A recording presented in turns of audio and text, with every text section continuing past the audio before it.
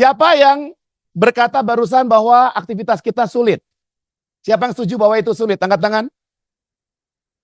Oke. Siapa yang berkata bahwa itu mudah? Angkat tangan. Siapa yang terbiasa dalam hidupnya tidak berani mengambil resiko? Angkat tangan tinggi-tinggi. Ini leaders kan ya, betul ya Ibu Erna ya? Leaders itu kalau ditanya siapa yang master, ya to feed, memberi makan. Maka siapa yang menganggap barusan sulit? Angkat tangan. Kalau diancam baru banyak ini. Siapa yang menganggap mudah? Angkat tangan. Sedikit ya. Oke, baik. Nah, bukankah kita sering mendengar kata sulit ya? Kita akan bahas nanti. Sulit, susah, nggak mungkin, mustahil, saya nggak bisa. Tadi masuk level yang pertama kalau Pastor Sam katakan. Ya, volunteer level 1. Sebelum saya akan lanjutkan, langsung kita perkenalan terlebih dahulu ya. Tak kenal maka tak sayang. Walaupun sudah kenal lama juga nggak sayang-sayang juga banyak. Maka hari ini 1,5 jam ke depan saya akan sedikit memberikan awareness buat kita. Beritahu sebelahnya dengan mata melotot katakan awareness. Jadi untuk jangan berharap teman-teman akan mastering skill jadi coach, tidak akan. Karena 1 jam kita dapat apa. Tapi yang penting adalah ada awareness. Plus kuasa Roh Kudus yang memampukan kita nanti. Ya, bagaimana kita bisa memultiplikasi pemimpin dengan cara coaching. Ya, saya pernah ngomong dengan Pastor Jimmy Untoro, Pastor nih kalau pengalaman saya, gereja yang disebut leadernya itu coach, head coach ya, itu kayaknya cuman di gereja pastor kayaknya ya. Oh iya Pak, gini ya. Iya, tapi perlu dipertanggungjawabkan tuh nama coach. Apakah punya kompetensi coach? Apakah proses coachingnya tepat? Atau jangan-jangan coach-coach hotahe? Ya. Kita tahu ya di Indonesia semua orang disebut coach gitu. Tapi ternyata tidak belajar. Kalau Pastor Sam katakan niche market, apakah dia belajar sungguh-sungguh atau tidak tentang apa yang dia suka dan dia mampu di situ. Ya, nah nanti kita akan lihat empowering others to empower themselves. Maka ketika gereja ada pemimpin bagus, tapi ketika gereja kekurangan pemimpin itu artinya akan burn out, slowing down dan sebagainya. Maka fundamental dari sebuah organisasi adalah ketika mereka mampu menyediakan pemimpin yang baru. Sepakat? Ya, pasti. Maka kita perlu bisa menolong mereka agar mereka bisa menolong dirinya sendiri. Halo? Enable them to enable themselves. Maka ketika kita tidak ada pun mereka bisa bertumbuh. Ya, tapi ada bagian kita. Nah, perkenalkan nama saya Anta Kirana. Satu kata saja, my first name also my last name. Ya, Anta artinya Antasena, saudaranya Gatot Kaca, besar dan kuat. Kirana dari bahasa Sanskerta yang artinya full of light. Jadi orang tua saya berharap ketika saya dilahirkan besar, kuat, bercahaya seperti yang teman-teman lihat sekarang. Ya, karena ini bicara tentang komunikasi, saya perlu hati-hati. Istri saya hanya 1, anak saya baru 2. Berarti yang boleh nambah adalah? Yes, betul. Itu penting ya. Kemudian, ini beberapa sertifikasi yang saya miliki. Pak, bisa dibantu? Nah, ini. Jadi, memang S1 saya di IT, S2 di training ya, untuk di teknologi pendidikan, kemudian di doktornya saya di HITS. Beritahu mau ambil doktor teologi harus HITS. Betul ya? Betul ya? Ini bagian dari marketing ini. Oh aduh, ya, saya nggak dengar barusan. Baik, jadi saya fokus kepada keterampilan komunikasi dan bagaimana berurusan dengan perilaku manusia termasuk bagi diri saya sendiri. Maka saya certified coach dari International Coach 3 Kiblat. Jadi nanti teman-teman saya katakan kepada Pastor Evan juga waktu itu, kalau mau hanya belajar skillnya, nggak perlu sertifikasi, monggo. Kalau mau sertifikasi internasional murah, saya punya pegang masternya di IAC. Kalau mau yang sertifikasinya buat jualan, kemudian sudah 80 tahun, kemudian bisnis perusahaan itu menjadi respect, ICF. Ya, tapi kalau mau lebih skillful lagi mendalam sampai menggunakan ilmu neurosemantik, itu paling mahal, 100 juta untuk saya ambil itu. Ya, itu ACMC yang MCF. Jadi silakan nanti teman-teman hanya mau punya skillnya atau mau certified. Kalau menurut saya ya karena sudah terlanjur dikasih coach maka perlu ada beberapa orang yang harusnya certified. Gitu ya Bu Erna ya. Mungkin Bu Erna nanti. Oke, dan ini beberapa kompetensi yang saya miliki. Nanti teman-teman kita bisa ngobrol lagi setelah sesi ini ya. Baik, nah kita kembali lagi ketika kita bicara tentang sulit atau susah. Sebenarnya ini bukan sulit atau susah. Pernah nggak kita mempertanyakan apa yang kita katakan? Pernah nggak kita memikirkan apa yang kita pikirkan? Dan pernah nggak kita merasakan apa yang kita rasakan? Pernahkah terjadi self-reflexivity? Ketika saya takut, apakah saya mempertanyakan kenapa takut itu muncul? Halo? Ya? Pertanyaan saya adalah, are you thinking or just repeating your thoughts? Halo? Hidup ini konteks dependent. Maka ketika saya hari ini berkata tidak bisa, ada alasan apa? Saya harus tahu. Lalu besok saya nggak bisa mengatakan karena kemarin tidak bisa, sekarang pasti tidak bisa lagi. Karena konteksnya sudah beda, matahari udah tenggelam dan terbit lagi tadi pagi. Yes or yes? Berita sebelahnya, hidup itu konteks dependent. Jadi kalau kita lihat ada tim kita, dia tidak mau, jangan dipegang tidak maunya, pasti nggak mau terus, belum tentu. Halo? Dia tidak bisa, belum tentu tidak bisa terus. Pasti ada perubahan. Maka sulit itu ternyata penyebabnya karena belum mudah, sepakat?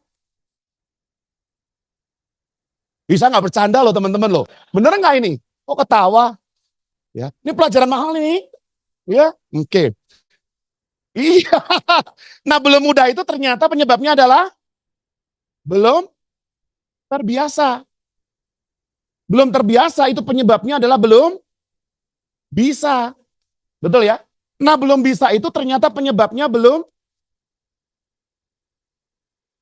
coba. Oke lah, boleh. Dan belum coba itu penyebabnya karena belum. Nah, belum belum mau atau belum niat.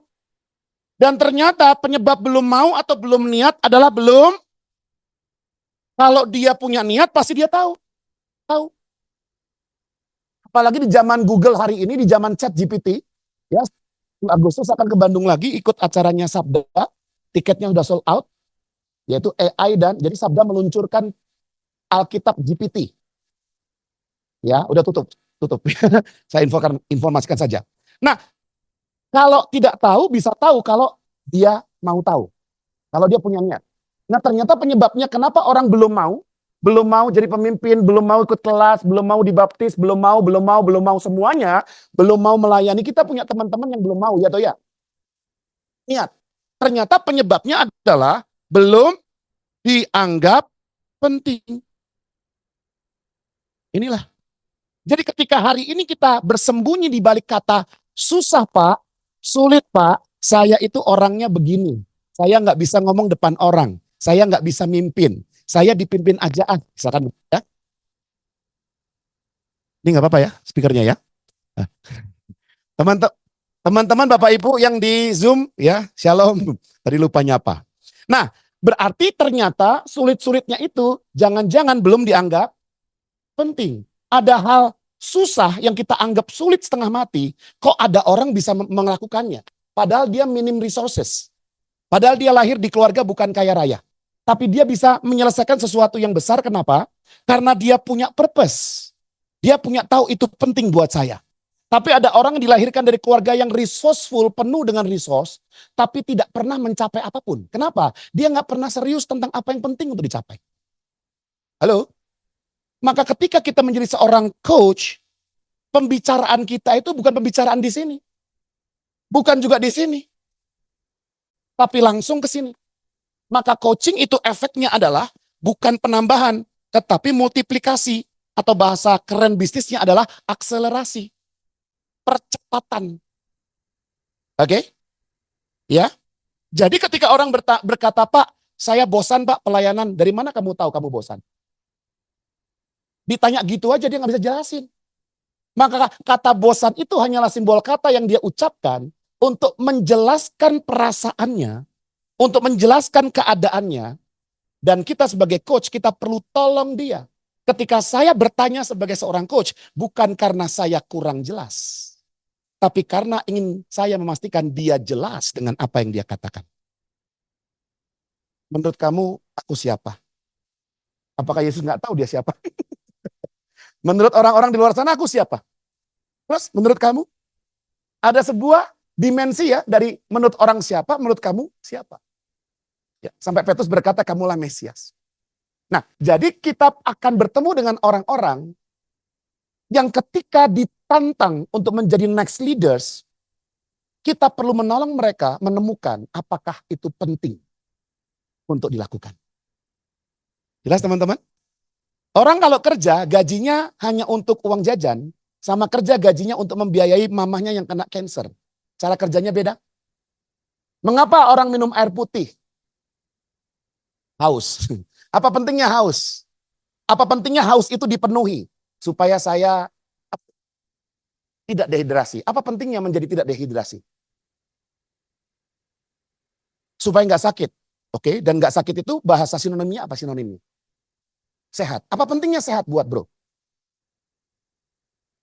Bisa beraktivitas. Dan bisa beraktivitas itu penting. Kenapa? Bisa melayani Tuhan. Luar biasa. Masuk ke jalur spiritual sekarang nih ya. Pindah kita dari biologi, kita ke spiritual nih. Pelajaran PAK, Pendidikan Agama Kristen. Dan apa pentingnya melayani Tuhan? Pak. Life in calling. Waduh ya. Perhatikan. Berbeda nggak orang yang minum air putih karena haus sama orang yang minum air putih supaya life in calling? Beda nggak? Nah, kita tidak cukup sabar, kita nggak cukup tenang, dan kita kehilangan atau tidak memiliki kompetensi komunikasi yang sedemikian, sehingga pengennya cepat kalau kita pemuritan. Kita pengennya nerocos, ngomong terus, kasihan dua-duanya, kita serak, dia juga gangguan pendengaran nanti lama-lama. Ya. Tetapi hanya dengan mendengarkan dan bertanya, dan menolong dia bertemu dengan dirinya sendiri, maka kita sebagai cermin yang bisa berbicara. Saya tidak memberitahu Anda, tapi Anda sedang memberitahu saya siapa Anda. Ya atau ya? Ya. Nah, oleh karena itu, kita bisa pelajari hari ini, ada beberapa hal yang kita akan pelajari. Apakah baterai atau? Kita beli baru aja ya. Atau dibantu aja, klik-klik ya. Klik semua aja bro. Nah, kita akan lihat sejenak langsung empowering leadership. Kata empower menjadi penting. Karena sebagai coach, ya saya langsung kasih aja kisi-kisinya. Coach itu tidak memberitahu. Coach itu tidak menasehati. Dan bahkan dalam prosesnya coach itu nggak begini. Bagus, saya setuju. Itu bukan coach. Ya, coach itu adalah dia hanya menolong sebagai teman berpikir. Sehingga apapun keputusanmu, aku tidak memberikan nilai atas apapun. Ini kalau coachingnya murni. Ya, tapi nanti pada prakteknya kita bisa gabung-gabung, oke. Nah, silakan semuanya aja bro. Thank you. Kita akan lihat nanti apa saja peran sebagai seorang leader dimanapun kita berada. Terus bagaimana coaching itu bisa menolong seseorang dengan cepat dia terakselerasi perubahan. Ya, ini kita akan masuk nanti ilmu neurosemantik. Kemudian bagaimana praktis aplikatifnya coaching itu bisa dilakukan. Ya, model conversationnya seperti apa dan nanti kompetensinya apa saja. Nah, itu untuk next. Ya, kita kan masih bisa ada 100 sesi ke depan kan? Ya, ini baru yang pertama aja dulu. Oke, kita akan lihat yang pertama. Silakan. Nah, kalau dari bukunya Five Level of Leadership John C. Maxwell, siapa yang udah pernah baca? Warnanya biru hitam yang terbaru. Oke. Siapa yang suka baca buku? Siapa yang bisa membaca buku? Oh, puji Tuhan ya, banyak yang bisa ya. Nah, kita lihat bahwa people follow you because of apa? Aku ini bapakmu, aku ini gembalamu. Kamu nggak tahu? Semakin orang meneriakkan siapa dia, semakin bukti bahwa dia tidak berfungsi baik. Betul ya? Posisinya terus diucapkan, aku bapakmu, aku suamimu. Ya ngertilah. Tapi karena lu nggak berfungsi, lu teriak-teriak kan untuk menjustifikasi siapa lu kan? Ya. People follow you because they have to. Ya. Oke, yang kedua, people follow you because they want to. Kenapa? Karena kita suka traktir dia. Kekuatannya di kartu nama, kekuatannya di relationship. Tapi next lagi ada people follow you because of what you have done to the organization. Kita punya banyak trofi. Church planting 50 gereja di Sumatera. Cie. Lalu siapa yang menjadi tim gua? Cie ya. Nah, karena dia hebat. Maka result itu menjadi fundamental dia memimpin. Nah, saya mau mengajak kita bersama-sama masuk ke level yang keempat. Yaitu people follow you because of what you have done for them. Maka ini kekuatannya bukan hanya dia punya jabatan, dia juga punya hubungan, dia juga pasti ada results yang dia hasilkan, tetapi dia menjadi people development leader. Maka saya tidak akan pindah ke gereja lain karena saya dekat dengan coach saya. Kalau di perusahaan saya katakan bahwa tidak ada pegawai itu meninggalkan perusahaannya, yang ada mereka meninggalkan atasannya. Ya atau ya? Ya. Tapi kalau kita begitu rupa sebagai bapak tadi, bagai bapak sayang anaknya, gitu kan? Sayang betul, dan itu mereka terdevelop karena kehadiran kita, pasti apapun mereka ceritakan. Maka tanda-tanda bahwa kita tidak di level 4 adalah orang keluar, tiba-tiba keluar, kita nggak tahu dia sudah keluar. Atau yang kedua, dia tidak diskusi, hanya kasih tahu, Pak, saya minggu depan mau keluar. Prosesnya tidak pernah ada obrolan. Berarti kita nggak menjadi level 4. Kalau jadi level 4, pasti kita ngobrol di situ. Ya, nah silakan diklik kotak target kita di sini. Nah, menjadi leader as coach adalah kita fokus di sini. Jelas ya teman-teman ya? Dan yang di atas itu ya pinnacle lah, respect. Nggak mungkin orang level 5 itu dia jualan Honda, tapi yang diparkir mobilnya Yamaha, nggak mungkin. Maka ketika kita mendengar kata Jack Ma, kita ingat Alibaba. Kita dengar Microsoft, kita ingat Bill Gates. Kita dengar Tesla, Apple. Coba kita cek. Kalau kita dengar IFGF, berarti sudah banyak leader tipe level 5. Kita berikan tepuk tangan dong. Ya. Artinya keberadaan dia itu sudah value-nya, vision-nya, mission-nya, culture-nya, semua dia udah bawa. Nah itulah AFGF gitu. Ya kita bisa lihat AFGF di dalam diri dia. Nah sebelum yang kelima kita masuk yang keempat. Nah inilah bicara tentang empowering leaders. Kalau hari ini teman-teman silakan 1 menit diskusi di meja. Kecenderungan saya itu di nomor berapa? 1 menit saja ya biar seru aja silakan. Kalau mau. Ya siapa tahu berani terbuka seperti Daud kan cepat mengakui kesalahan. Saya kan terinspirasi dengan khotbah makanan keras tadi. Ya. Walaupun belum jadi keluarga inti gitu kan, tetangga sebelah gitu kan, tapi asik juga tuh.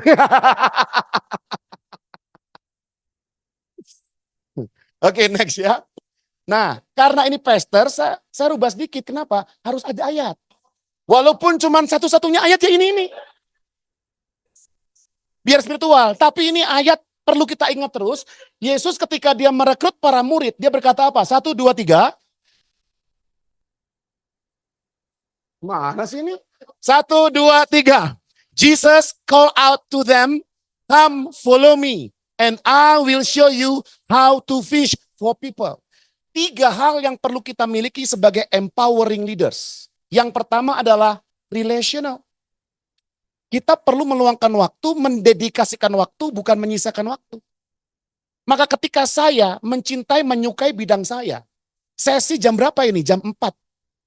Setengah 4. Sampai jam 5. Ya 5.30 saya akan ada meeting lagi nanti sama klien. Tetapi saya berangkat dari rumah setengah 8. Pertama kalinya saya memakai City Trans.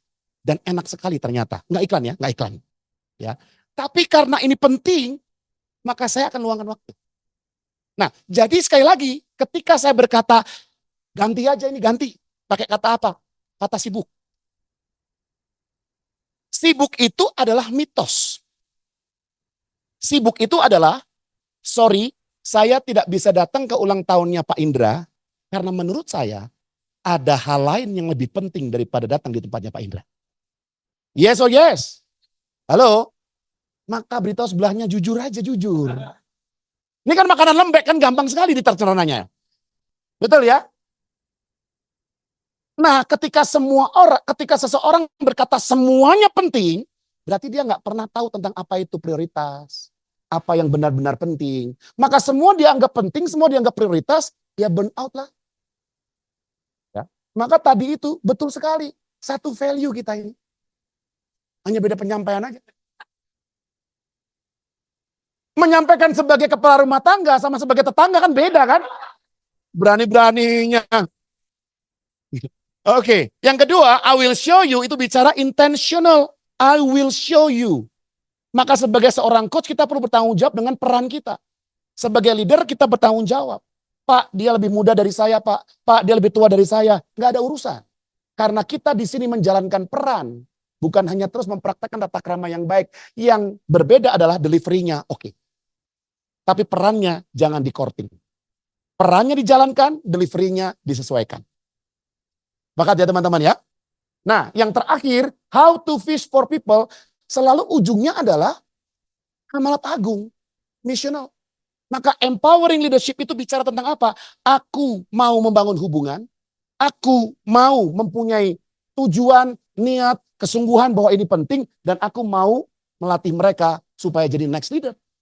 Supaya menjangkau jiwa baru, datang ke tempat baru, church planting, apapun itu. Maka tiga hal ini menjadi fundamental buat sesi kita, satu-satunya yang Alkitabiah. Oke? Next, silakan.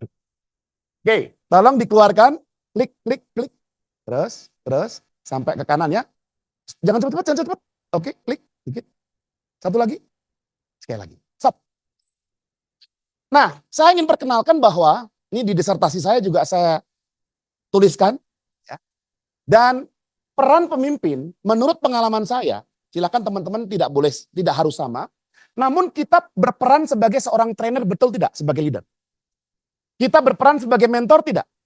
Nah, yang menjadi framing di gereja adalah bahwa pemuritan itu dari zaman Nabi Adam sampai Adam Jordan ya. Ini yang namanya pemuritan, oke, selalu disamakan apa? Mentoring. Betul tidak? Ya, maka kita ngobrol warung kopi, lagi mentoring nih. Ya, ada yang nangis-nangis, lagi mentoring nih kan, begitu kan? Kita di papan tulis begini-begini, sorry, lagi mentoring nih. Halo? Padahal bahasa Inggrisnya pemuritan itu discipleship, bukan mentorship. Halo? Berapa lama kita tersesat di sini saja? Ya, ini secara etimologi saja masih belum masuk. Tapi kita meyakini bahwa ini yang benar. Nah, saya setuju bahwa dalam pemuritan ada mentoring, tetapi tidak hanya mentoring. Ada teman-teman yang lain yang namanya counseling. Betul ya? Ya, udah mulai nangis-nangis. Nah, saya paling agak nggak kuat tuh. Kalau orang udah nangis, butuh waktu berapa lama Bu untuk mengungkapkan, mengekspresikan perasaannya. Nanti saya kembali lagi. Ya, mendingan apa? Saya tinggal. Iya, balik lagi. Ya, dari semuanya ini kan saya cuma satu. Saya tidak certified counselor. Saya tahu diri. Lalu yang keempat, apakah kita jadi konsultan buat mereka?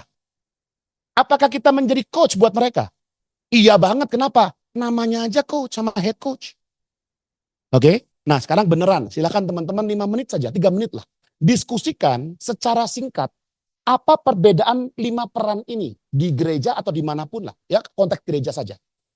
Trainer itu ngapain? Mentor itu ngapain? Ini ngapain-ngapain semua. Makhluk ini apa nih? Karena kita harus mengenali setiap peran ini akan fit in pada konteksnya. Salah konteks, salah jurus, hasilnya malah melukai. Jelas ya teman-teman ya? Ya, silakan 3 sampai 5 menit diskusikan dengan ya. Apa definisi dari ini? Sesingkat-singkatnya. Training itu apa? Mentoring itu apa? Consulting itu apa? Nggak boleh pakai ChatGPT, dia juga nggak paham. Boleh.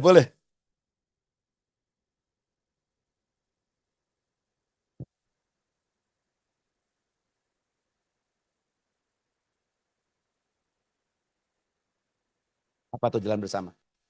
Yang mana? Kalau yang coaching nggak jalan bersama ya. Jalannya beda-beda. Ya harus begitu kan berpikirnya. Jalan berdua. Kalau mentoring jalan bersama. Oh, berarti mentoring lebih banyak orangnya daripada yang coaching. Oh, oke. Tapi grup coaching ada loh.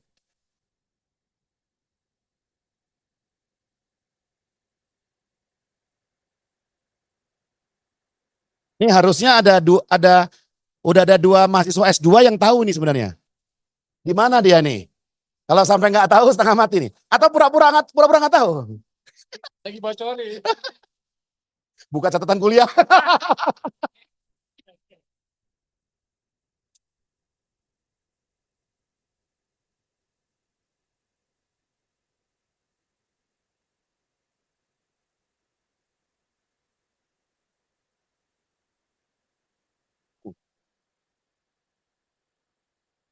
Pak, kalau consulting apa? Belum. Kita datang ke konsultan, kita berharap dapat apa? Oke. Ada nggak perusahaan yang bergerak di bidang konsultasi? Ya, mereka dibayar karena apa? Itu apa buat bisnis kita? Kita dapatnya apa? Produknya dari konsultan.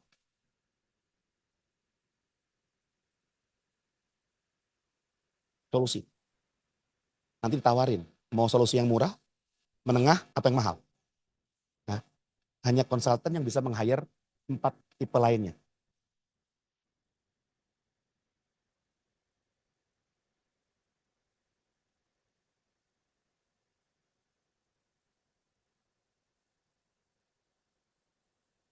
Oke, berikan tepuk tangan buat diskusi kita. Ya. Nah, teman-teman, kalau kita sebagai leader, lalu kita hanya dipatok you are a coach, maka saya khawatir 4 peran lainnya nggak kita jalankan.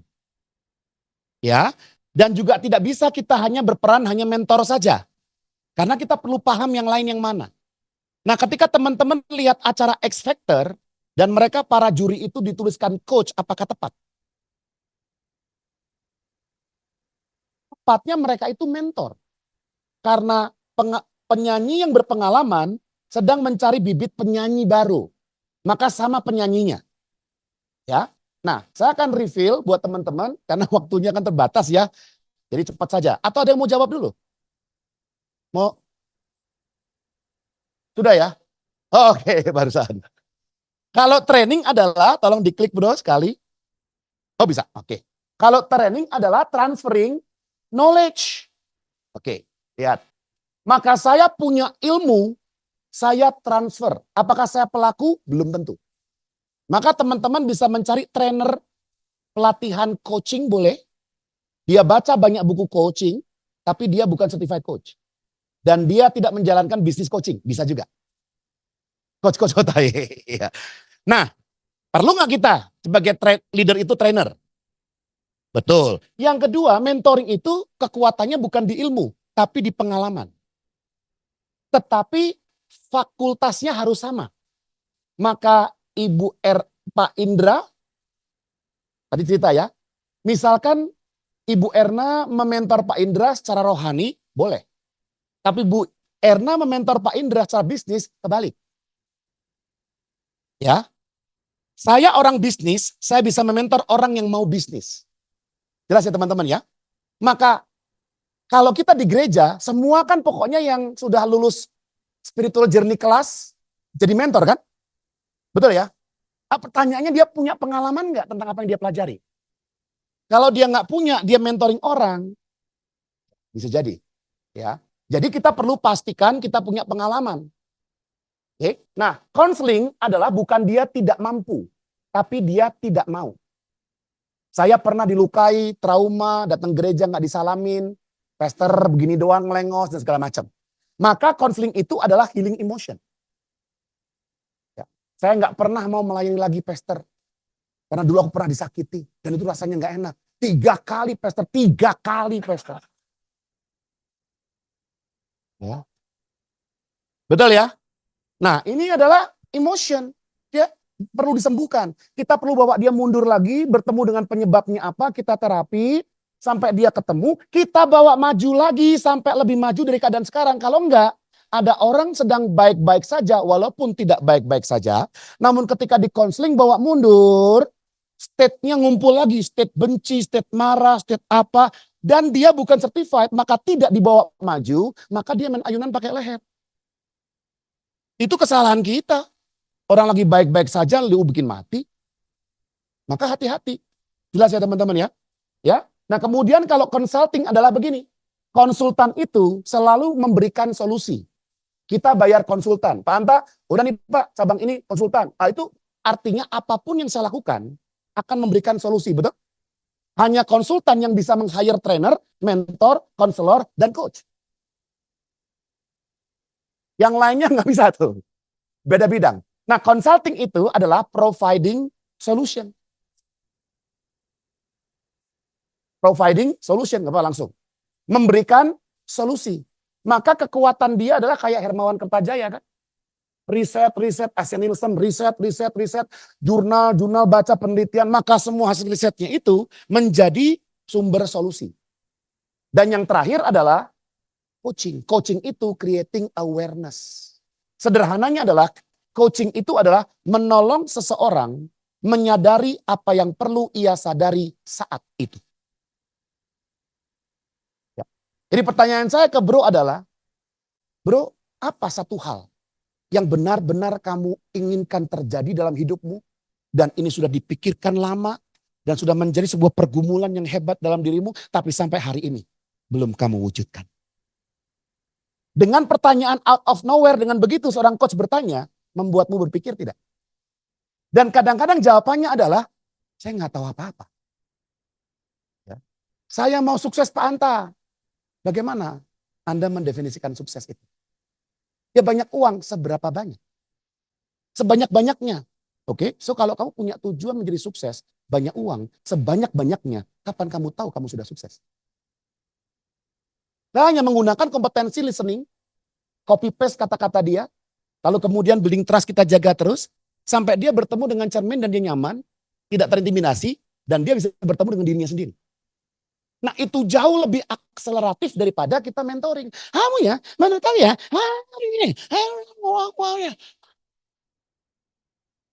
pulang nggak terjadi perubahan.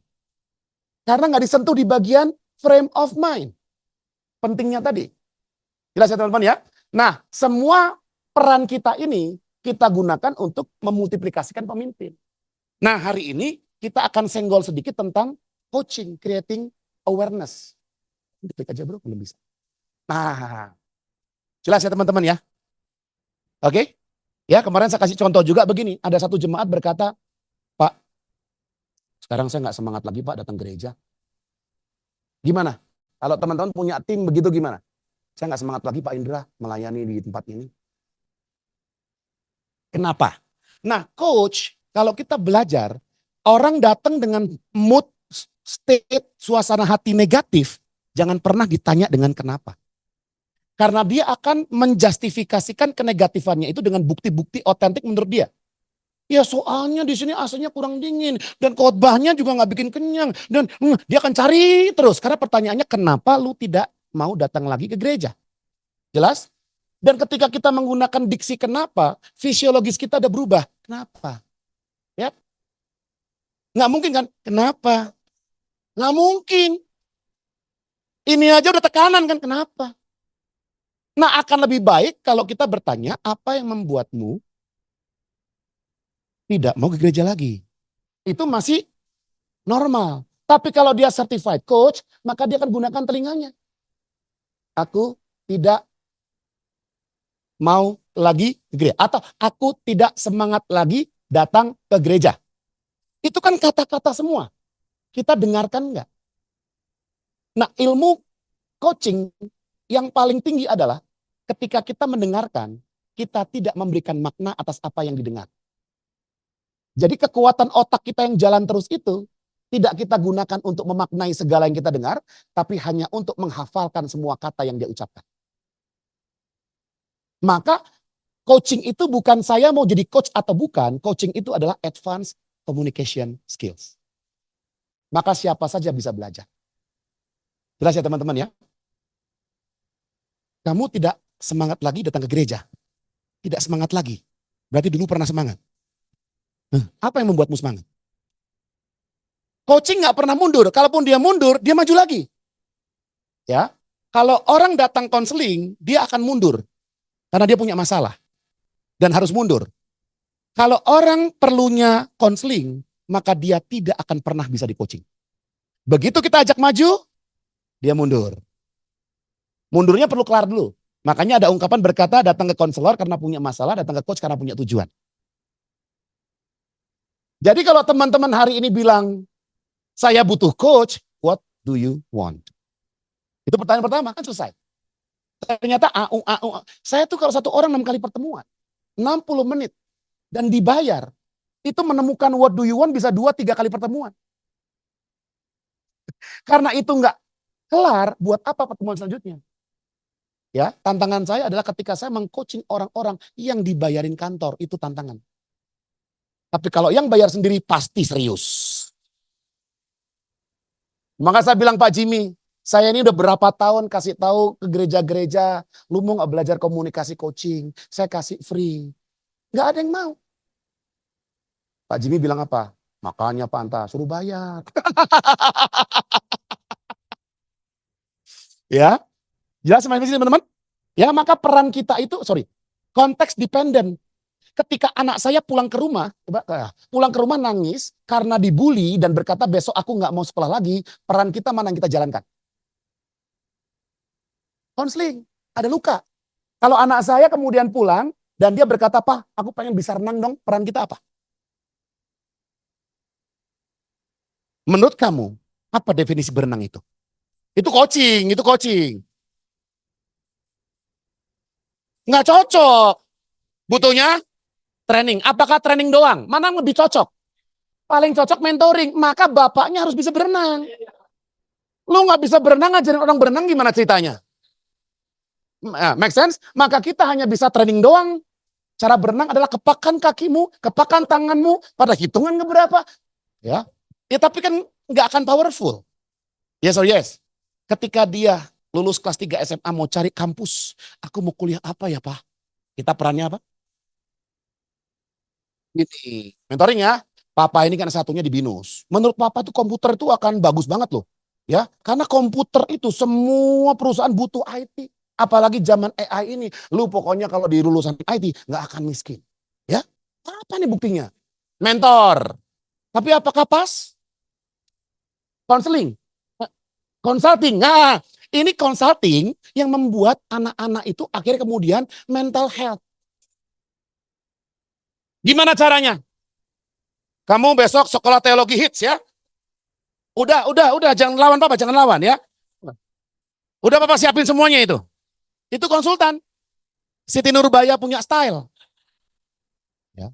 Loh, bener kan? Ini kan menjadi sesuatu yang sangat menakutkan ketika kita salah konteks. Halo? Jadi konsultan itu paling tepat ketika anak kita jatuh dari sepeda.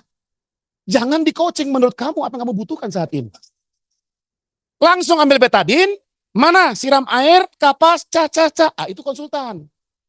Waktu kritis, waktu yang menipis, kemudian ini high risk dan segala macam, kita jump in jadi konsultan. Oke. Ya. Tapi kadang-kadang ada pemimpin yang menganggap semua situasi kepemimpinan itu genting terus. Jadi dia konsultan terus dia. Ujung-ujungnya tadi itu umurnya nggak panjang. Saya senang sekali sih tadi pesan tadi itu luar biasa itu bagusnya. Saya lagi mikir gimana cara ngomong ke gereja saya itu ya.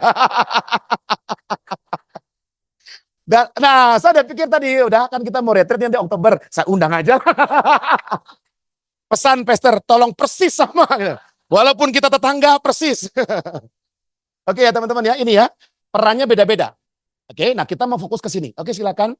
Nah kata coach itu dari desa kecil di Hungaria, dari akar katanya KOCS, coach. Coach itu artinya kereta kuda, membawa kita dari present state kepada expected state.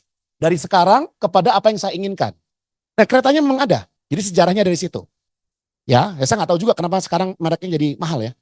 Oke. Tapi sebenarnya coaching itu mahal loh. Oke, lebih murah training daripada coaching. Next. Langsung dikeluarkan semua, boleh. Ini definisi coaching dari ICF, dari IAC, dan dari penemu model GROW. Ya, GROW coaching. Kalau di browsing ada. Nah, menurut ICF, coaching itu apa? Tolong dong bacakan satu orang. Siapa mau bacakan buat saya? Buat kita semua? Ada? Aha. Tadinya mahasiswa aja lah. Partnering with clients in a thought-provoking and create process that inspires them to maximize their personal and professional potential. Di situ ada partnering. Berarti saya ketika bertemu dengan coach saya lupakan semua posisi jabatan saya. Kita mitra. Tapi kalau saya as a boss, ya tiba-tiba tangan masuk satu, kita coaching ya, udah masuk, udah nggak bisa. Ya neurosemantik kita komunikasinya tingkat tinggi. Kita nggak bisa berkata-kata kepada orang dengan gaya yang saya suka. Karena nanti komunikasi neurosemantik itu adalah tentang mereka bukan tentang saya. Dan komunikasi itu kita masuk ke dunia dia, bukan membawa dunia saya ke dalam dia. Oke? Saya mau tanya teman-teman, merubah orang lain sulit atau mudah? Pertanyaan kedua, merubah orang lain sulit atau mustahil? Ya, jadi dikeluarkan ya, merubah orang sulit itu keluarkan. Merubah orang itu mustahil. Tapi menolong orang berubah sangat mungkin. Nah, gimana cara kita menolong orang berubah? Coaching salah satunya. Halo? Ya, saya tidak suka cumi Pak Anta. Oh, dari mana kamu tahu kamu nggak suka cumi? Aku pernah makan dulu. Cuminya nggak enak. Oh, jadi kamu pernah punya pengalaman makan cumi, cuminya nggak enak. Emang cumi seperti apa yang nggak enak kamu makan itu? Ya dia kenyal-kenyal gitu, terus ada tintanya hitam, nyemek-nyemek, amis. Ah. Nah, yang di meja yang saya pesan adalah cumi Singapura. Yang coklat kriuk-kriuk tanpa ada kuah. Dan rasanya agak sedikit gosong karena dia bukan kuah kan, kering kan. Nah, ketika saya tawarin dia bilang saya nggak suka cumi, saya tanya, lalu pertanyaan saya yang seperti ini pernah kamu makan belum? Belum sih Pak. Oh, berarti kamu belum bisa memutuskan dong suka atau nggak suka cumi yang ini. Iya Pak. Berani mencoba. Setelah itu kamu putuskan. Dan kita habiskan cumi itu berdua. Bayangkan kalau dia nggak ketemu saya, kan dendam dia dengan cumi itu seumur hidup. Betul tidak? Bagaimana sebuah kejadian sementara dijadikan permanen dalam hidupnya? Ya, katakanlah begini. Kenapa saya bilang konteks dependen? Maka kita nggak pernah bisa melabelin seseorang dia dulu begini akan begitu terus, belum tentu. Ya, dan ternyata kita yang begitu terus. Saya bilang kalau orang ini bisa masuk mesin waktu dan kembali ke dia makan cumi nyemek itu tadi, ketemu cumi yang persis dia nggak suka itu, dan di sebelahnya ada 500 juta, dia makan nggak itu? Kalau 500 juta itu penting buat dia akan makan. Halo? Iya tuh ya? Kalau yang bikin itu calon mertua dari istri yang dia sangat cintai, dia makan nggak itu?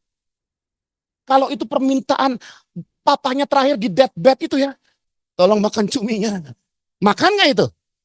Maka ini bukan tentang nggak enak, nggak suka atau apa. Ini tentang apa? Karena saya punya opsi untuk tidak memakannya. Karena saya punya kesempatan untuk mengejar preferensi saya daripada berkorban, mengorbankan preferensi saya. Maka dari itu kita kebelet pipis, kita tahan, walaupun kita ke SPBU, nyampe tetap nggak mau pipis. Kenapa? Kotor. Banyak penyakit. Kenapa? Karena ada opsi yang dia yakin lebih baik nanti setelah ini. Tapi kalau nggak ada opsi, semua kencing di situ. Ya atau ya? Ya. Maka ini penting, sebenarnya coaching itu bukan tentang kita punya spiritual realm gitu ya, baca Alkitab banyak, bukan. Tapi lebih kepada konten firman Tuhan yang sudah menjadi being dalam kehidupan kita. Ya. Perhatikan di situ, thought provoking creative process. Berarti prosesnya itu nggak boleh satu, 1001 juga boleh. Saya tanya ke coach saya, so apa yang ibu rasakan saat ini? Nggak mau jawab, karena saya rasakan itu reluctant dia. Saya nggak mau mengakui itu, betul? Coba cara lain. Cara lain adalah saya certified dari Point of View, saya pakai gambar-gambar, fototerapi dan segala macam. Saya kasih gambar di meja itu. Ibu-ibu, kalau ibu bisa pilih satu gambar di meja ini, mana gambar yang paling persis menggambarkan apa yang ibu rasakan sekarang? Langsung matanya melotot. Ini bukan, ini bukan, ini bukan. Tadi nggak semangat, sekarang semangat karena dia pikir itu bukan tentang dia.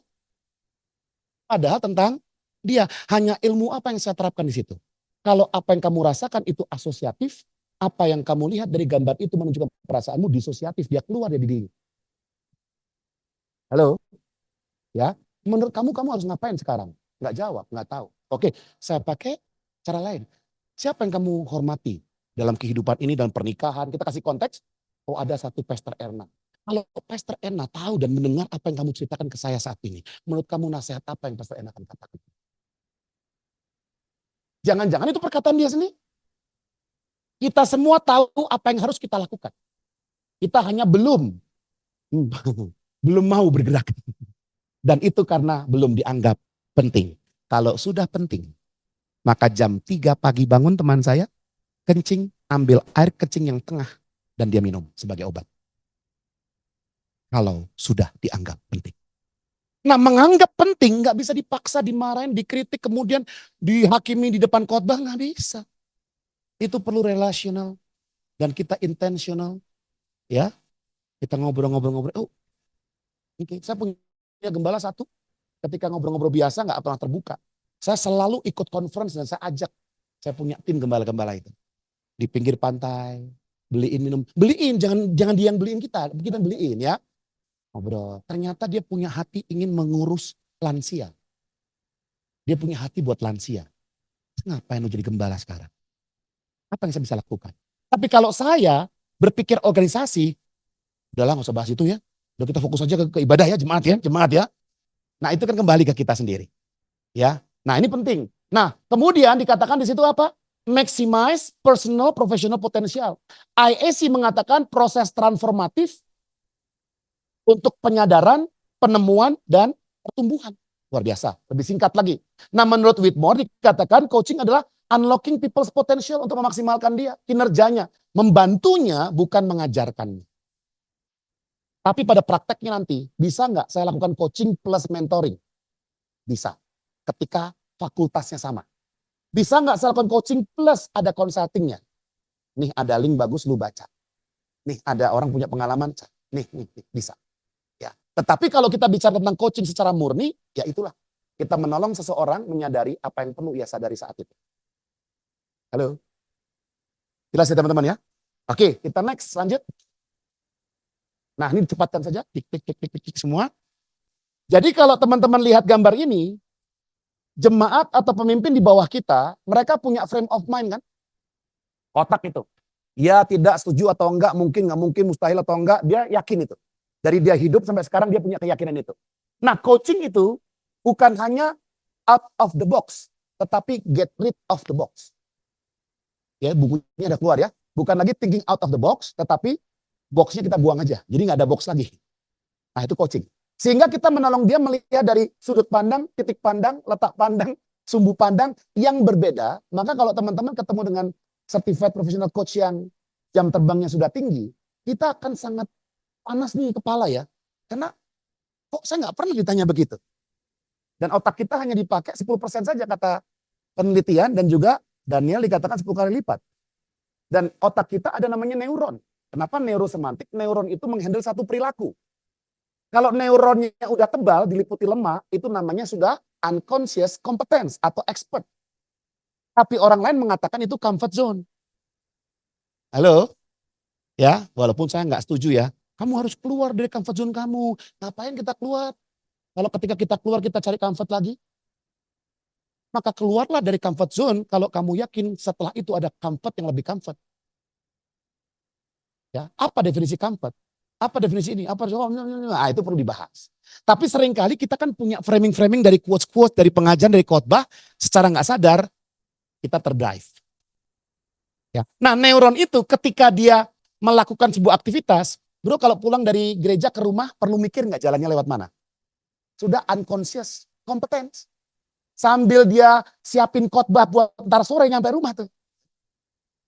Nyampe. Ya, karena udah tebal. Tetapi kalau tiba-tiba jalan ditutup, apa yang terjadi? Mulai GPS keluar, wasi keluar, apa keluar. Kita mulai ini jalannya mana? Nah itu terjadi di neuron kita. Dia akan pecah membentuk sebuah sinap baru. Sinaps.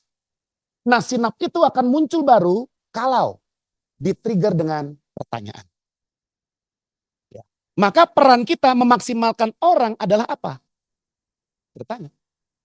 Dan supaya kita diterima, supaya kita boleh nanya, supaya pertanyaan kita itu powerful, butuh kompetensi menjadi seorang. Nggak usah. Nggak usah ngomong udah tahu Pak. Tetap di gereja aja konteksnya ya. Biar nggak mahal.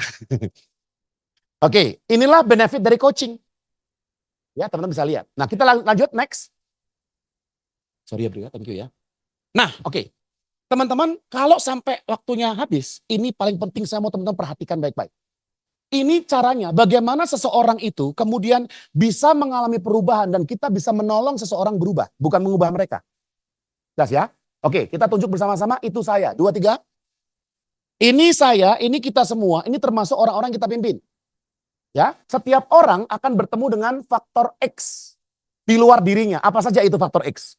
Target, tantangan, perubahan, situasi, pandemik, orang-orang, kita nggak bisa kendalikan, betul? Ingin mengendalikan yang tidak bisa dikendalikan, berujung pada depresi. Maka kalau kita sudah kirim anak ke luar negeri, jangan khawatir lagi.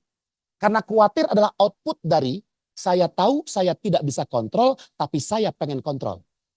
Itu namanya khawatir. Ya, di luar kendali kita. Nah, ini menjadi stimulus buat kita dan kita punya namanya panca indera. Ada yang namanya Pak Indra? Ada Pak ya. Ya. Silakan dikeluarkan. Dan panca indera ini lihat, dengar, rasakan, kecap, baui sudah disingkat menjadi see, hear, and feel saja. AVK, auditory, visual, dan kinestetik. Ya, ketika teman-teman melihat ada seseorang tidak pakai baju di trotoar Semanggi siang hari jalan, kita melihat, maka apa yang muncul di kepala kita? Olahraga siang, orang gila. Nih, baru 2 orang saja udah beda. Padahal sama-sama AFGF. Betul kan? Pertanyaan saya, yang benar siapa? Yang benar siapa? Semuanya benar karena setiap kita punya kitab kebenaran masing-masing. Oke? Nah, ini powerful nih, penting nih. Jadi kita tidak pernah bertemu dengan orang yang salah. Kita hanya bertemu dengan kebenaran-kebenaran lainnya. Halo? Loh, saya belajar neurosemantik makin spiritual loh. Kadang-kadang orang baca Alkitab nggak spiritual-spiritual loh. Ya kan? Maka kalau ada orang udah ngotot, Pak, 1+1 itu 3, Pak. Anda benar. Udah selesai. Kalau lagi pengennya begitu silahkan saja. Saya juga nggak ada urusan kan. Tapi kalau, Pak, tolong saya, Pak. Apakah benar, Pak, 1+1+3, Pak? Nah, itu pun nggak akan saya jawab. Terus penting kita diskusikan itu, Pak. Saya harus ketemu pentingnya apa. Maka orang datengin saya, Pak, saya mau berhenti ngerokok, Pak. Saya bilang, jangan. Loh, kok Pak Anda begitu? Lu udah berapa tahun rokok? 15 tahun, Pak. Udah pernah pengen berhenti? Udah, Pak, berapa kali? Berkali-kali, Pak. Apa hasilnya? Nggak bisa, Pak. Ah, gitu. 15 tahun ngerokok berkali-kali pengen berhenti? Nggak bisa. Sekarang mau coba lagi? Nggak usah. Maka kalau mau coaching sama saya, siap, ayo. Cepat. Kita akan semakin menyadari saya ini siapa sih sebenarnya. Lu pengen berhenti atau main-main kan gitu. Nah, saya tanya, dia punya alasan, yaitu anaknya kena bronkitis. Dia ngerokok di rumah, di kamar, di TV, di mana-mana. Tapi akhirnya dalam sesi itu, saya challenge juga, artinya kalau tidak ada anak, kamu ngerokok lagi. Loh, ya kan? Berarti kan dia punya alasannya bukan tentang yang lain, hanya karena anak sakit. Kalau anak udah sembuh, ngerokok lagi. Ya. Nah, kita sebagai seorang leader, melakukan yang lain penting juga, namun kalau bicara perubahan, itu coaching. Karena larinya ke sini. Ya. Nah, lihat, silakan klik. Apa yang kita lihat, dengar, rasakan akan membentuk makna atau arti. Gila, olahraga, kepanasan. Ya, oke, bro. Tadi ngomong gila siapa? Oke. Kalau kita tambah data, pria itu adalah orang bule. Apakah masih gila artinya? Tuh kan? Kalau orang Indo gila. Kalau bule nggak gila. Punya kitab kehidupan, ya. Iya, salah, benar, ini yang benar gitu guys. Yang tadi gila, yang ini enggak. Karena PDW kan, ya nggak apa-apa. Nah, kita lihat. Ternyata meaning itu akan menghasilkan apa? Makna yang kita ciptakan akan menghasilkan secara internal itu thinking dan feeling. Kalau saya memberikan makna dia gila, saya akan berpikir negatif dan saya akan rasanya was-was dan takut. Itu otomatis geraknya secepat kilat, kecepatan cahaya langsung. Oke? Orang nggak tahu. Coba lihat sebelah kanan kirinya. Dia nggak tahu apa yang Anda pikirkan dan rasakan kan? Nggak tahu. Ya. Maka saya nggak pernah berkata kepada orang yang mengalami kesulitan, saya bisa merasakan apa yang kamu rasakan. Cuah, ya kan? Jangan pernah ngomong begitu. Ya, dengan apa yang kamu alami. Ya, dengan apa yang sudah kamu alami. Wajar kamu merasakan hal itu. Empati bisa pakai kalimat itu. Ya. Nah, perhatikan. Kemudian setelah ada stimulus, ada respons. Respon kita bentuknya eksternal yang orang bisa dengar, lihat, dan rasakan. Maka respon kita menjadi faktor X bagi orang lain lagi. Make sense? Make sense? Dan bentuknya, silakan diklik, bentuknya adalah speaking and behaving. And, nggak boleh. Saya bicaranya positif, perilakunya negatif, tetap negatif. Ini kalau di bank N, bukan OR. Kalau saya perilakunya positif, ngomongnya negatif, negatif juga. Maka karena saya memberikan arti orang gila, pikiran saya negatif, saya takut was-was, saya nggak mau ngomong apa-apa sepatah kata pun sama dia, dan saya U-turn aja, putar balik. Ngapain papasan sama orang gila? Halo? Maka setiap perilaku eksternal, perilaku itu behavior itu adalah speaking and behaving, selalu bisa dibenarkan oleh orang yang berperilaku seperti ini. Halo? Kalau kita belajar nanti, kenapa orang bisa bunuh diri?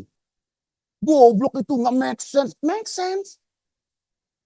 Karena dia memberikan makna atas apa yang dia lihat dalam hidupnya, dia dengar dari orang lain, dia rasakan itu negatif, terus dia tambahkan, kuadratkan lagi. Iya Bapak Gujo, iya, terus dia ikuti terus, terjadilah semantic loaded. Makna yang begitu besar, tapi negatif semua. Terakumulasi, lalu anak SMP itu ambil shower, ikat leher, gantung di Singapura. Make sense. Kenapa orang mau bunuh diri? Demi agamanya. Make sense. Karena doktrinnya kan masuk terus. Dan saya beritahu teman-teman, untuk mengubah ini, kalau kita berharap dia jadi mau berbicara, mau melayani, mau jadi pemimpin selanjutnya, ini kan eksternal semua. Maka yang perlu kita treatment yang mana? Kita nggak bisa atur. Meaning yang dia ciptakan. Dan meaning yang dia ciptakan kita kenal sebagai, klik tolong bro, mindset.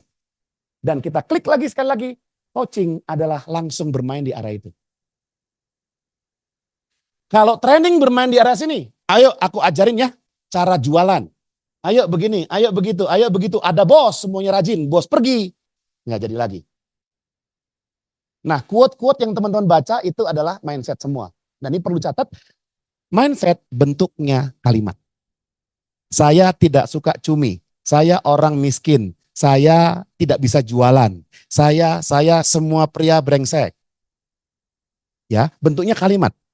Dan itu dia yakini. Pertanyaan saya, dari mana kitab kehidupan itu berasal? Sumbernya dari mana? Salah satunya adalah experience. Salah satu. Apalagi? Prior knowledge. Orang SD, SMP, SMA beda? Beda. Kuliah dalam negeri, luar negeri beda? Beda. Maka sumber dari mindset adalah referensi masa lalu. Semua yang ada di masa lalu, termasuk kata-kata PJO, itu kalau kita yes kan, amin, ya itu yang benar, jadi mindset.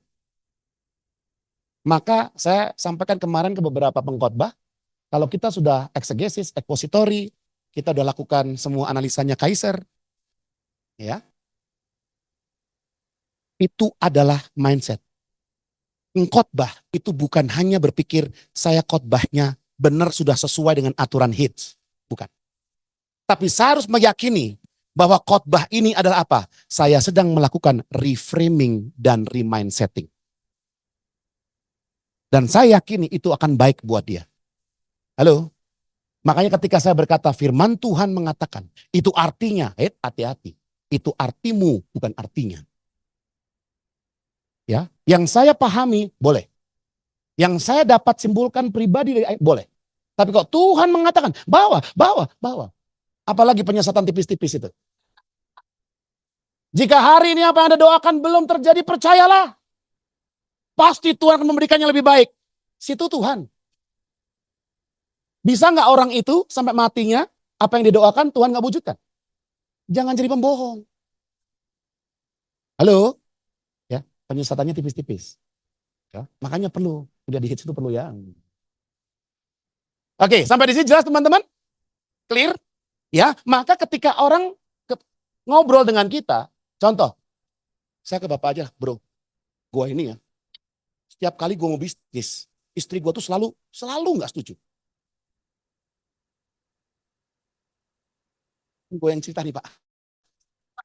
Ini coachnya nih, kan udah head coach itu. Gimana tuh? Pester.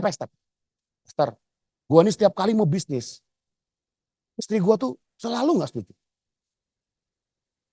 Dengar nggak apa yang katakan?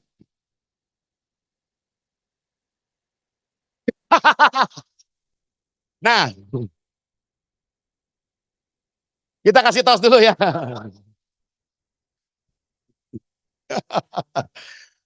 Bisa benar, bisa juga menjadi leading question. Nah, leading question itu kalau di coaching adalah pertanyaan yang saya tanyakan karena coach kepo. Coach harusnya menanyakan konten dan konteks yang diceritakan. Kalau enggak jangan, ya. Enggak apa-apa. Itu contoh yang baik. bagaimana melakukan yang kurang baik ya.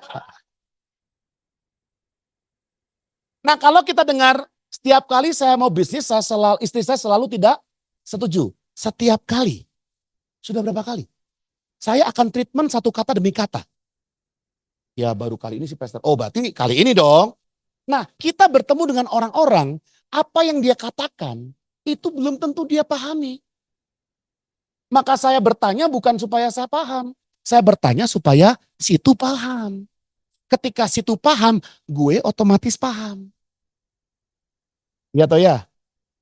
Ya.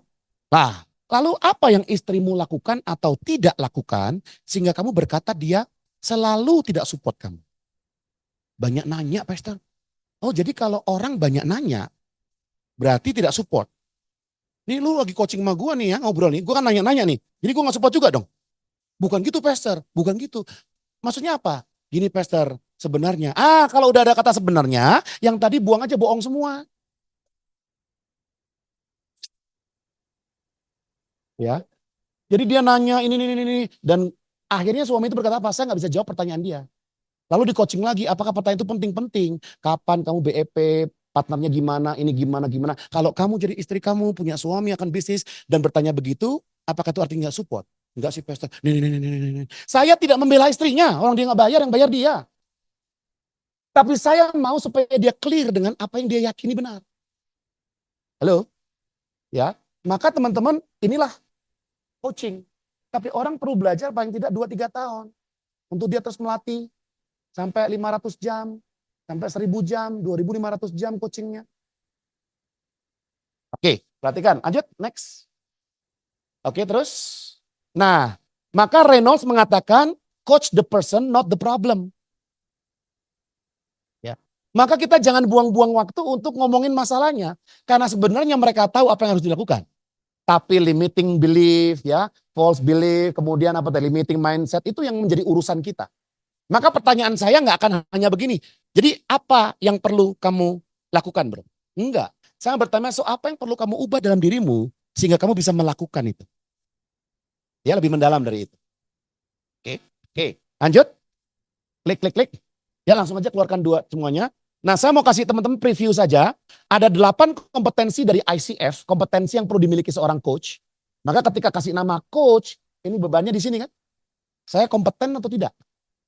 Kalau enggak jadi? Ya. Maka yang pertama cultivate trust and safety. Caranya gimana kita membangun trust? Kalau orang yang baru kenal, kita matching mirroring. Ya, dia kakinya begitu kita ikutin, dia tangannya masuk kita ikutin, dia nggak bisa komplain kenapa lu sendiri begitu. Ya, building rapport, matching mirroring, rasa aman dan nyaman karena kesamaan itu rapport definisinya. Tapi kalau kita bukan ketemu orang yang baru, tapi ketemu orang yang bergaul dengan kita, bahkan serumah, sekantor, maka nggak perlu matching mirroring sebenarnya. Lebih tepat ada trust building behaviors. Apakah kita layak dipercaya atau kita ember? Ya, kita tepat janji tepat waktukah? Jika perilaku itu iya, mereka mau ngobrol sama kita. Nomor 1 belum masuk teknik mekaniknya. Tapi orang bisa nggak mau dan nggak jujur dan nggak terbuka karena dia tidak mempersif kita layak dipercaya. Yang kedua, mendengarkan secara aktif. Caranya gimana? Caranya adalah kita dengarkan tanpa memberikan makna. Coach saya, dia bilang begini, Pak, saya ingin ajak orang tua saya ke Mekah. Orang tua kamu, iya. Yang kamu masukkan orang tua siapa? Kalau saya memberikan makna, saya nggak akan nanya itu. Orang tua kan jelas, ya kan? Tapi saya bertanya dan dia berkata, ibu saya. Kaget kan? Ternyata bapaknya nggak diajak. Loh, betul. Nah, gagal mempertanyakan itu berarti kan kita kehilangan data penting. Jelas ya? Maka curiosity-nya harus seperti anak kecil yang bertanya, Pak, pelangi dari mana ya? Dia bukan mencobai. Dia curiosity-nya itu betul-betul tulus. Nah, apakah kita kalau bertanya ngobrol, kita udah punya segala kebenaran, kita mau tampar-tamparin dia dengan kebenaran itu? Atau kita kosongkan, yes, be present. Makanya mendengarkan saja trainingnya 2 hari. The art of being present to others. Saya akan ajarkan bagaimana mendengarkan dengan mata, bukan hanya dengan telinga. Ya teman-teman. Bahkan selama 1 jam ini saya bicara, pasti nggak ada kan filler words. itu perlu latihan. Kalau tidak dilatih artikulasi juga, nanti dalam komunikasi akan fail. Dan yang terakhir, evoke awareness. Membangkitkan kesadaran dengan cara apa? Powerful questioning. Dan bertanya itu hanya tinggal copy paste saja. Ya, Pak, waktu aku kecil ya Pak ya, ini aku hidup susah Pak. Sekarang ketika aku sudah kerja, oke, clear ya? Lalu coachnya bilang begini, oke, jadi waktu kamu kecil, sorry Pak salah, itu udah kerja. Semantic space-nya salah. Ya, maka kita perlu ikutin. Ya, ini kalau kita mau advance kan, ya ketika aku merenungkan hal itu Pak ya, masa merenungkan di sini sih, ya suka-suka dia. Betul? Ketika aku merenungkan ya Pak ya, aku tuh ngerasanya agak sedikit bingung Pak. Nah, saya tangkap semuanya karena kita udah embody gitu kan. Oke, oke, oke. So, ketika kamu merasa bingung, ketika kamu apa tadi? Merenungkan tentang hidupmu, kamu merasa bingung. Nah, ketika saya ngomong bingung, saya gini juga. Supaya saya tetap di dunia dia. Itu kan advance-nya. Tapi intinya adalah begini. Ketika orang berkata pusing, jangan kita refresh dengan stres. Yang terjadi adalah saya presentasi di acara yang saya inisiasikan di organisasi tanpa slide. Tiba-tiba ada partner saya yang dia bertanya kepada tim saya. Dia tidak ikut serta dalam proyek ini.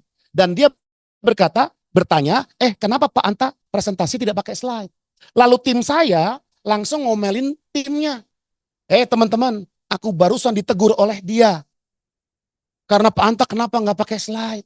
Lalu di dalam tim itu ada yang dekat sama saya, laporlah ke saya. Pak Anta, itu si ini ditegur loh sama si itu. Katanya Pak Anta nggak pakai slide. Marah nggak saya? Itu tingkat dewa. Kalau nggak belajar neurosemantik kan. Ya, maka oke. Solusinya apa? Gampang.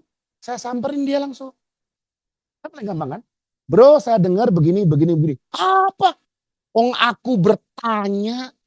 Dia bertanya, dimaknai sama dia, ditegur.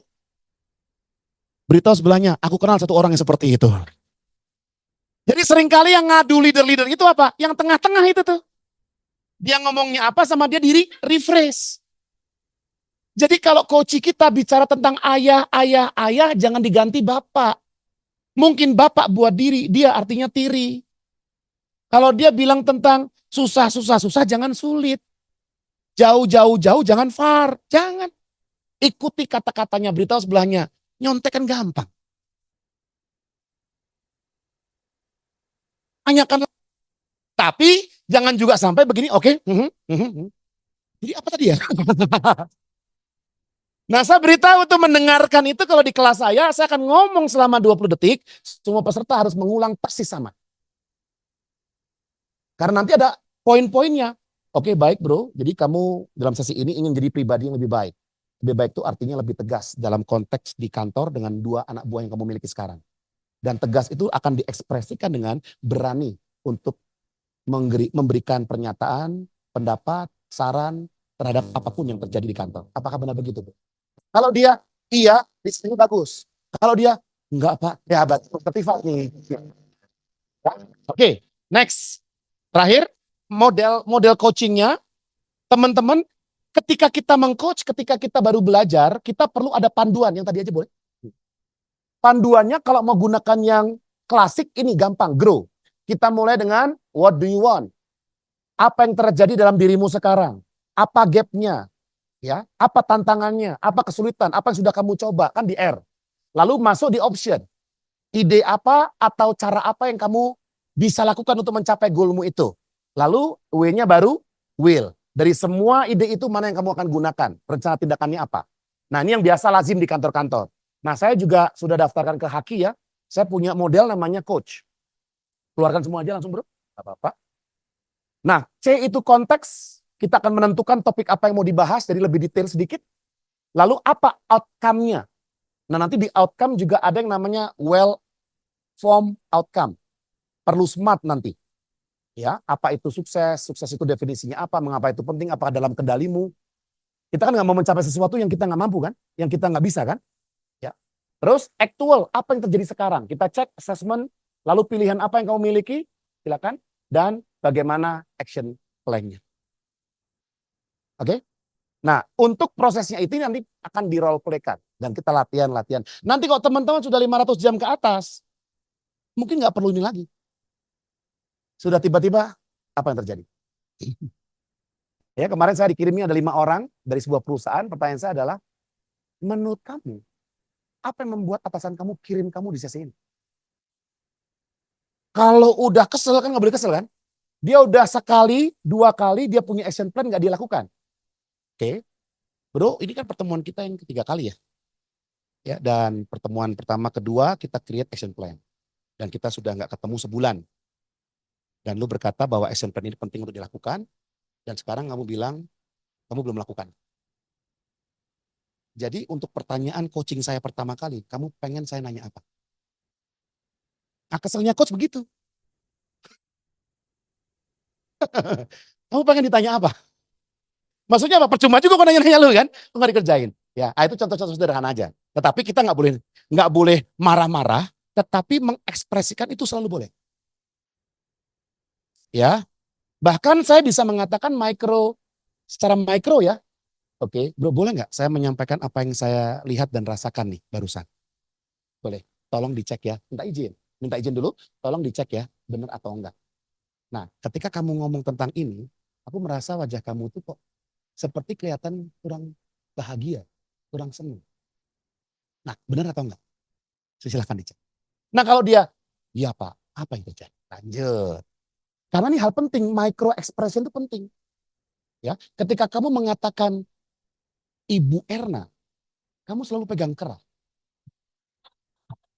Dan 15 menit pembicaraan kita, kamu sebut 4 kali Bu Erna, 4 kali saya lihat. Ya, maka coach itu kan deskriptif sekali. Apakah ada sesuatu yang perlu kita bicarakan tentang hal itu?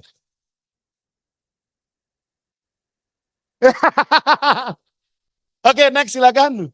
Baik teman-teman, tepuk tangan untuk kita semuanya. Ya lumayan lah, masih ada 6 menit. Saya meeting 5:30, jadi masih ada waktu.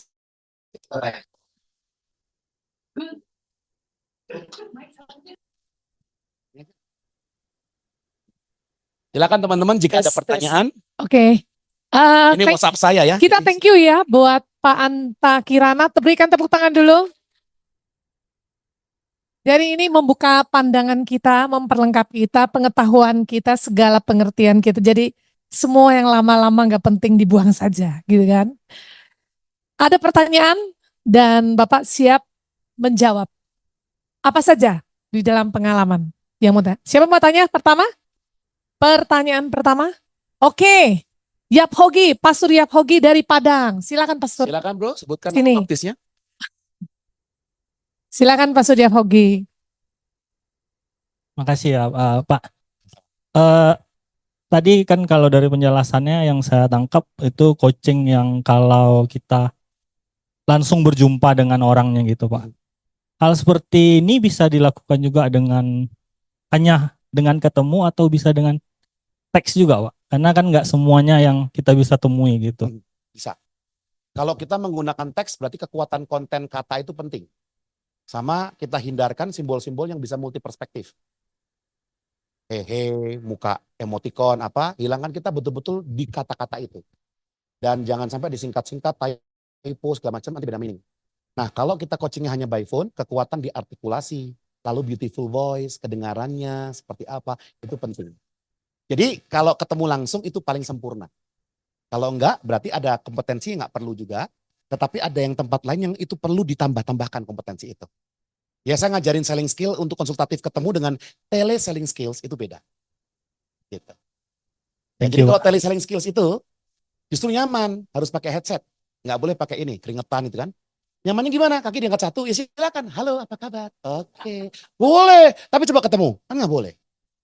Ya, jadi ada skill-skill yang menjadi tidak perlu lagi kalau teleselling. Tapi ada yang skill yang perlu di-emphasize. Ya. Thank you Pak. Ya, siapa lagi? Oh, oke. Dari Medan. Siap Medan nih. Medan. Silakan. Saya mau tanya Pak, bagaimana untuk orang tipe-tipe yang susah diajak bicara ya? Dimana kalau kita bicara dia hanya mau, oke jawab secukupnya. Ya, ada nggak ilmu yang bisa kita supaya bisa menggali lebih dalam Ya, yang pertama mungkin perlu dirubah bahwa dia bukan susah diajak bicara. Tapi Bapak belum menemukan cara bagaimana supaya dia berbicara. Gitu ya Pak ya. Karena kita sering berkata dia susah, dia ribet, dia rese, dia jahat, dia apa. Itu kan mindset yang kita gunakan sendiri. Ya. Apakah klien customer saya itu rese? Bukan, dia perlu diyakinkan untuk uang 10 M itu perlu diyakinkan. Ya, dia perlu justifikasi kenapa saya harus beli dari kamu Pak Anta. Kan begitu kan? Nah, maka dalam prinsip neurosemantik, jika kita tidak mendapatkan hasil dari yang kita inginkan, gunakan cara lain. Ya, jadi gini, kalau saya training misalkan tanya-tanya orang nggak jawab, lalu orang nggak aktif. Kalau peserta training nggak aktif, itu yang salah trainernya. Maka kita perlu belajar adult learning teknik. Bagaimana orang-orang introvert juga mereka bisa. Caranya gimana? Silakan di dalam kelompok diskusi. Saya perhatikan itu orang diem lagi. Oke, silakan berdiskusi berdua-dua. Yang nggak mau jangan dipaksa ya teman-teman ya, berdua-dua ya. Kalau saya ngomong, lu ngomong nggak? Pasti ngomong. Itu kan hanya tentang aktivitas yang kita ciptakan. Ya, jadi caranya gimana? Gunakan cara lain. Ini bagus ada yang tanya, kalau nggak kita disuruh berdua-dua. Tadi udah rame, kalau nggak rame, berdua-dua udah langsung. Oke, next. Next person bertanya. Darwin membuat pertanyaan yang salah. Istri yang mana? Oke, siapa lagi ya? Owen, silakan Owen bertanya. Udah jelas dia. Dia sudah gini-gini mau bertanya dia tadi. Dipaksa lu kan.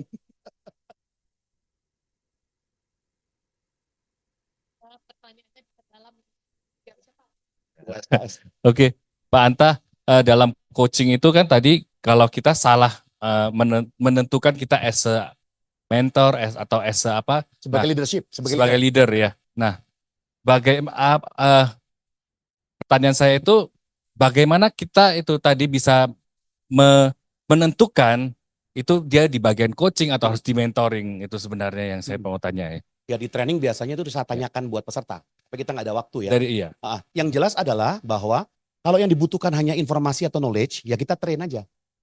Kalau yang dibutuhkan adalah kita I do you watch, I do you help, you do I watch, you do gitu kan. Kita mentoring. Tapi kalau yang dibutuhkan adalah langsung solusi, konsultan. Yang dibutuhkan apa lagi? Kesembuhan nih. Kesembuhan. Ya, saya ketemu ya, ini memang ini kehidupan. Maka saya bilang saya di AFGF ini saya lihat bagus. Karena banyak gereja yang tidak setuju dengan apa? Mental health, ya, dengan terapi, dengan coach, dengan konselor. Udah lu doa puasa aja, doa dalam Roh Kudus lah. Ngerti maksud saya ya? Nah, saya juga menyadari dalam coaching ini, kalau orang bilang kita harus punya iman, saya beda. Kalau saya ngomong kita harus punya iman. Karena saya yakin Roma 12 ayat 2 itu selalu di sini. Orang berubah itu dari sini, dari mindset. Ya, ini apa nih? Ya boleh lah, oke silakan. Tapi saya lebih suka iman itu di sini. Kemana kan ikutan semua kan? Ya, jadi yang dibutuhkan apa oleh dia? Misalkan dia butuh cepat langsung solusi, ya kita maju jadi konsultan. Ya anak kita udah mau jatuh kan, langsung kasih tangan. Yesus ke Petrus begitu kan? Coba, Petrus. Sudah berapa lama kamu bersama dengan aku? Mati kan dia? Nggak jadi batu karang itu tuh ngomongan itu nggak ada tuh. Jadi kontekstual memang. Ya, tapi kalau kita pelajari Yesus nggak pernah menjawab pertanyaan dengan jawaban. Selalu dengan pertanyaan lain, metafora, analogi, banyak hal. Ya. Termasuk ke orang muda yang katanya sudah melakukan semua hukum Taurat. Wah itu luar biasa, keren itu. Ya, gitu. Siap, thank you. Pastor Herdi. Yang gampang ya Pak. Ada 3 pertanyaan, Pak. Kalau saya lihat Pak, coach ini berarti orangnya harus sabar, harus mikir juga ya. Jadi nggak bisa, kan kadang-kadang hamba Tuhan kan langsung masuk gitu ya, jump in gitu. Jadi harus sabar dulu dan bertanya analogi, betul ya Pak ya? Yang pertama. Ya, Kalau nggak sabar nggak bisa jadi coaching kan? Iya. Yang kedua gini Pak, misalnya saya gembala. Saya tahu dari anaknya, dari istrinya bahwa bapak ini penjudi, ini misalnya contoh ya. Dia akhirnya mungkin karena udah habis duit, utang udah banyak, jadi dia mau di counseling mau didoakan. Saya pikir buat apa nanya-nanya lagi mutar-mutar, kan dia perlu didoakan supaya dia bertobat dari judinya gitu ya. Tapi kalau dari Bapak bilang tadi kan kita bikin pertanyaan 1, pertanyaan 2, jadi kelamaan nggak? Nah, itu gimana tuh? Nah, pertanyaannya adalah apakah penjudi itu mau Bapak datang? Apakah penjudi tadi itu mengharapkan Bapak datang melayani dia? Ya, apakah dia berharap dia mau dilayani? Kelihatannya. Maka pertanyaan saya adalah, Pak, Ibu, terima kasih nih udah datang sama saya nih ya. Ini datang sama saya pasti konteksnya saya pendeta ya, betul ya Pak ya? Oke. Jadi apa nih tujuan Bapak dan Ibu datang kepada seorang pendeta di malam yang indah ini? Ada isu apa? Ya, minta didoakan supaya apa nih Pak? Lepaskan judi. Kenapa perlu dilepaskan Pak? Ngapain lepasin? Nah kalau kita ini tergantung report hubungan kan, kalau udah kenal panjang. Ya, tidak bagusnya gimana? Nah artinya gini, nanti kita ngobrol-ngobrol ya. Nah dalam kasus ini, apakah saya boleh pakai konsultan? Boleh nggak? Boleh. Dicampur boleh kalau itu baik buat dia. Intinya pembicaraan gaya apapun, kalau itu berdampak mengempower orang, boleh. Ya yang salah di luar sana adalah begitu ngomong jadi mentor, salah-salah bukan coach. Enggak, bebas, boleh. Ya, customer bayar berarti dia mau ada benefit. Nah boleh nggak saya cerita ketika saya jadi penjudi dulu? Jadi mentor. Jelas ya? Boleh nggak saya ajak bro yang penjudi berat lalu bertobat? Pak, boleh nggak Pak? Kita ketemu makan, saya telepon, saya ajak bro ya untuk ini ya. Silakan bro. Ngerti ya maksudnya ya? Jadi kita bisa punya banyak cara ya untuk mengatasi orang itu. Jadi jangan berpikir bahwa kalau saya pakai cara coaching pasti lama. Tidak. Dan kalaupun itu prosesnya ada proses dan perubahannya permanen, kenapa tidak? Daripada cepat tapi nggak berubah. Berarti kan lama juga. Kalau misalnya didoakan langsung terus kita kasih beberapa kebenaran firman yang berhubungan dengan itu, boleh? Boleh Pak. Hanya saja dia punya frame of mind tadi, dia belum berubah. Jadi kayak kita tiup-tiup angin aja tapi nggak nyambung dia. Ya. Ya kalau, Yang ketiga, kalau nggak salah ini di 2 Korintus pasal 3 ada yang bilang gini ya, bahwa kami memang masih hidup dalam dunia, tetapi Tuhan ini bukanlah melawan darah dan daging. tetapi ini benteng-benteng itu kami Meruntuhkan. meruntuhkan benteng-benteng pikiran yang menentang penolakan atas Allah. Tadi saya sangat tertarik dengan pola pikir itu kan mindset benteng-benteng yang kebanyakan berasal dari masa lalu. Betul. Nah, pertanyaan saya gini, Pak, apakah memang pakai cara-cara yang tadi banyak itu, atau kan memang firman Tuhan itu kan seperti Roma 12 ayat 2 tadi kan Perubahan akal budi. transformation of your Mind. mindset ya, dari kebenaran firman Tuhan. Jadi kalau kita kasih kebenaran firman terus dia pelan-pelan menerima dan kalau perlu misalnya dihafalkan, itu boleh? Boleh. Itu yang biasa saya lakukan. Iya. Bapak sampaikan firman, dia dengarkan. Boleh. Tapi kalau dia mendengar dan dia mendengarkan kan beda Pak. Saya mendengar firman, Bapak ngomong apa aja saya mendengar. Tapi kalau saya mendengarkan firman, bedanya apa? Bedanya mendengar itu nggak ada intensi. Nggak disengaja. Kalau mendengarkan itu ada intentional. Saya mau. Nah maunya itu yang perlu dia munculkan dalam dirinya sendiri. Ya. Nah pernyataan Bapak yang pertama betul. Bahwa kebanyakan, ini menurut pengalaman saya juga. Kalau pendeta pengennya pokoknya langsung kasih konsultan. Terus kemudian mentor. Biar kelihatan pendeta gitu. Ya, namun saya mah agak beda ketika orang datang. Saya balikin lagi bolanya ke lu ini. Bukan gue. Gitu. Ya. Pak saya mau cerah nih Pak. Kapan? Loh, iya lucu-lucu aja begitu kita nih. Nanti dia kaget sendiri. Apa Anton ini gimana sih? Ya, nggak apa itu bercanda aja loh. Kirain serius gitu. Nanti dia bercanda kita serius sudah Pak. Ya kan? Mendingan kita bercanda dulu. Ya perlu menguji aja lah. Apakah dia benar mengerti. Panta, pertanyaan dari saya ya. Ini kan yang hadir ini kita semua punya latar belakang berbeda-beda. Betul. Pengetahuan berbeda. Betul. Mungkin kapasitas mengerti pemahaman dalam ministry kita juga terbatas. Nah, sedangkan kita lagi belajar coaching ya. Maksudnya bagaimana creating awareness ini kan di dalam pribadi orang-orang yang mungkin kita layani. Ya. Misalnya saya head department, saya pasti ada tim, ya kan? Orang-orang yang mungkin juga perlu ditangani, entah dalam disiplin karakter, atau mungkin keterikatan, atau ada hal-hal lain lah. Nah, maksud saya tips apa yang simpel aja supaya nanti semua ini bisa, ini kan banyak nih ya, mungkin ada yang bisa ngerti langsung karena memang sudah mengerti, memahami. Tapi tipsnya apa yang simpel aja kalau ada orang datang, walaupun kita mungkin tidak jago-jago banget, tidak tahu-tahu banget, tapi prosesnya itu apa gitu. Ya. Itu boleh Pak Ya. Anta? Yang penting ada memahami tadi internal change process itu. Kemudian yang perlu dilatihkan sebenarnya dua, yaitu mendengarkan dan bertanya. Itu dua sudah core skill itu. Dua hal itu. Nah, tentang yang lain-lain itu nanti kita bisa sambil jalan. Ya. Nah, memang dalam coaching itu yang menjadi penting adalah saya tidak perlu dan tidak boleh memberikan makna atas apa yang orang lain katakan. Gue lagi stres nih bro. Dalam pikirannya, loh Anta kan pendeta, coach kan, masa sih stres? Itu bisa berkabut tuh. Ya kan? Nah seharusnya, oh stres ya Pak Anta ya. Oke. Apa yang membuat Pak Anta stres? Ya aku dikasih duit nih 2T, habisnya gimana caranya ya? Ternyata beda. Ya kan? Pak, saya haus Pak. Kasih minum. Apakah saya perlu minum? Satu step lagi. Apa yang Bapak butuhkan? Kasih sayang. Berarti haus akan kasih sayang. Ya.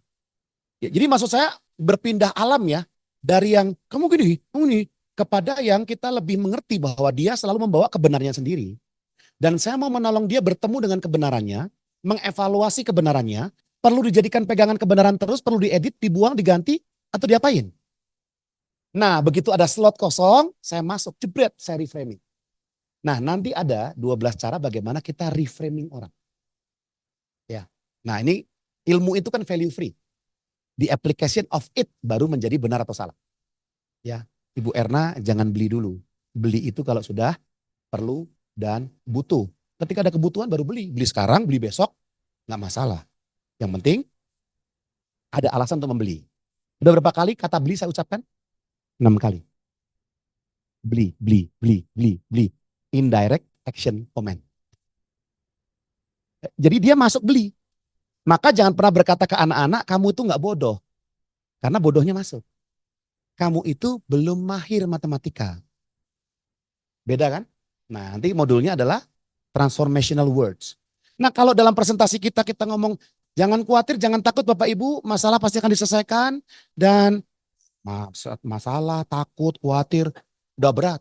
Dan kita seringkali apa? Ayo kita bicarakan masalah retreat kita. Retreatnya belum terjadi dan belum ada masalah, udah ngomong masalah. Kan kita punya tentang mengenai hal perihal. Kenapa nggak dipakai? Yuk kita ngomongin yuk masalah khotbah besok. Masalah. Khotbah belum udah ada masalah, gimana sih? Ya kan? Saya akan coba Pak. Coba ambil mic saya. Coba. Itu namanya ngambil. Coba ambil mic saya. Coba itu nggak ngapa-ngapain. Maka jangan pernah berkata saya akan belajar dan saya akan mencoba. Saya akan jogging besok jam 9 pagi, selesai. Saya akan coba Bu untuk jogging. Coba itu belum komitmen tindakan. Nah itu penting di coaching jadinya. Jadi yang dipelajari banyak nanti, tapi pelan-pelan. Ada satu gereja nih di Jakarta Barat, dia minta di training komunikasi setiap kali ketemu 3 jam sepanjang tahun. Untuk full timernya. Jadi saya buatkan jurnal, selama setahun itu perlu ada perubahan. Terus bagaimana hubungan mereka, komunikasinya atau apa. Itu kan dibangunnya pelan-pelan sebenarnya. Ya. Sudah Ibu, ada lagi nggak? Mantap, mantap. Ada lagi? Oh, ada lagi. Anugerah. Ini dari Medan lagi Pak. Betul, Apa? umur Itu 31 ini. dan semua ya? Betul, Medan semua. Tadi saya bilang dia umurnya 31, tapi menurut saya kelihatan 30. Oke, Pak Anta, saya mau bertanya. Kebetulan saya ini pekerjaannya sering di lapangan, jadi bertemu sama orang yang berbeda-beda. Tadi pertanyaan saya gini, rumus yang tadi Pak Anta sampaikan ke saya, apakah itu bisa berlaku untuk orang yang memiliki kan karena orang berbeda intelektualnya beda-beda. Itu berlaku untuk setara ke bawah atau bisa ke atas juga? Oke. Rumus